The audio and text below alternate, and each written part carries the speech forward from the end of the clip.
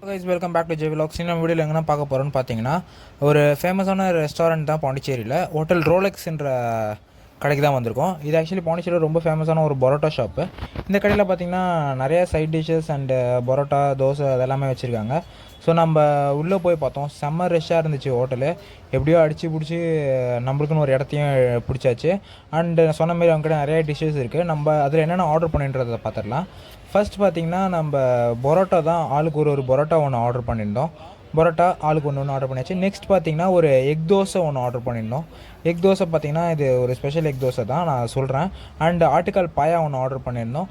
And sides அது கூடயே பார்த்திங்கன்னா மூளை ஃப்ரை ஒன்று ஆர்டர் பண்ணியிருந்தோம்.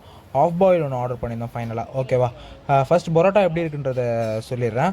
பரோட்டா பார்த்திங்கன்னா லைக் சாஃப்டாக நல்லாவே இருந்துச்சு. அண்ட் இந்த பரோட்டாக்கு பார்த்திங்கன்னா இவங்க வந்து 3 டைப்ஸ் ஆஃப் கிரேவி கொடுக்குறாங்க.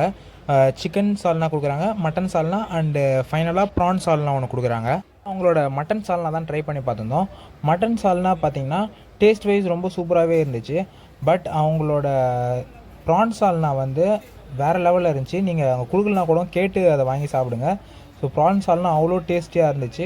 நீங்கள் இங்கே வந்தீங்கன்னா கண்டிப்பாக பரோட்டா கூட அந்த ப்ரான் சால்னா வச்சு ட்ரை பண்ணி ஆகணும். அண்ட் நெக்ஸ்ட் நம்ம என்ன ட்ரை பண்ணியிருந்தோம்னு பார்த்தீங்கன்னா ஆட்டுக்கால் பாயா தான் டேஸ்ட் பண்ணியிருந்தோம். ஆட்டுக்கால் பாயா பார்த்தீங்கன்னா டேஸ்ட் வைஸ் ரொம்ப நல்லாவே இருந்துச்சு. ரொம்ப மீட்லாம் அந்த அளவுக்கு இல்லை, பட் வந்து ஒரு டேஸ்டியான இது. கோகனட்டோட ஃப்ளேவர், அதாவது தேங்காயோட ஃப்ளேவர் வந்து ரொம்ப அதிகமாக இருந்துச்சு இந்த ஆட்டுக்கால் பாயாவில். அண்ட் மீட்டும் அந்த அளவுக்கு எதுவும் பெருசாக இல்லை.